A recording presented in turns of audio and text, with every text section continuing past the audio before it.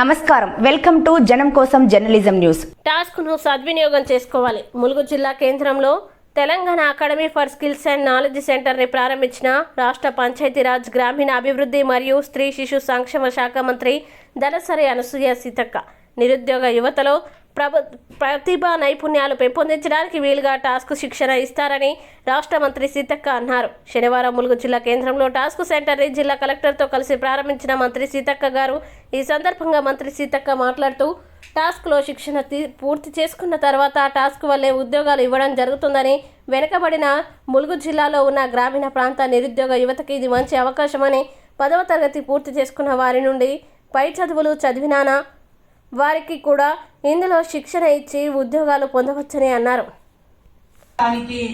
ఇది అందించినటువంటి సీఎం గారికి, ఐటీ మినిస్టర్ గారికి, శ్రీధర్ బాబు, రేవంత్ రెడ్డి గారికి ప్రత్యేకంగా ధన్యవాదాలు తెలియజేస్తా ఉన్నాను. అదే విధంగా మరి ఒక మాట చెప్పగానే దాని వెంటబడి నిరంతరం కష్టపడి పర్సువేషన్ చేసి ఇది వస్తుందా మనకు అనేటువంటి పరిస్థితుల్లో లేదు. తప్పకుండా ఇది మనం చేసి చూపిస్తాం. ఈ అధికారులకు టాస్క్ సెంటర్ హెడ్స్ కు నచ్చిన విధంగా పరిసరాలను కూడా తయారు చేయించగలుగుతామని మరి ప్రత్యేకంగా దృష్టి పెట్టినటువంటి మన కలెక్టర్ గారికి, అదే విధంగా సిఓ టాస్క్ అంత దూరం నుంచి మా మారుమూల ప్రాంతానికి వచ్చి మా పిల్లల కోసం ఈ అవకాశం కల్పించినటువంటి శాంత సిన్హా గారికి, అదే విధంగా సోదరుడు మరి నాకు కూడా అమెరికా వెళ్ళినప్పుడే పరిచయం అయిండు రాఘవేందర్ రెడ్డి గారు, టాస్క్ సిఓ గారు, అదే విధంగా మరి నవీన్ రెడ్డి గారు రీజనల్ చేస్తాను. ఈరోజు చాలా మంది చాలా చదువుతున్నారు, పట్టా ఉంటుంది కానీ 3000 ఉద్యోగాలు కూడా దొరకక 3000 ఇస్తా అన్నా కూడా ప్రైవేట్ స్కూళ్ళలో టీచర్లుగా పోతున్నారు. 5000కు 3000.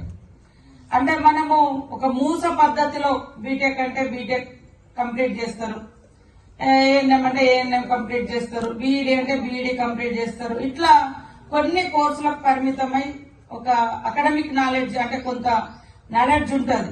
కానీ ఇప్పుడు ప్రజలకు అవసరం ఏముంది, సమాజంలో ఏది డిమాండ్ ఉంది, దానికి తగ్గట్టుగా మన స్టడీ కూడా ఉండాలి. ఉన్నప్పుడే మనం ఈజీగా ఉద్యోగాలను సంపాదించుకోగలుగుతాం. ఇప్పుడు సార్ చెప్పినట్టుగా కలెక్టర్ గారు ఒక మారుమూల ప్రాంతంలో పుట్టిండు, ఒక చిన్న స్థాయి మధ్యతరగతి కుటుంబంలో పుట్టిండు. కానీ కలెక్టర్ అవడానికి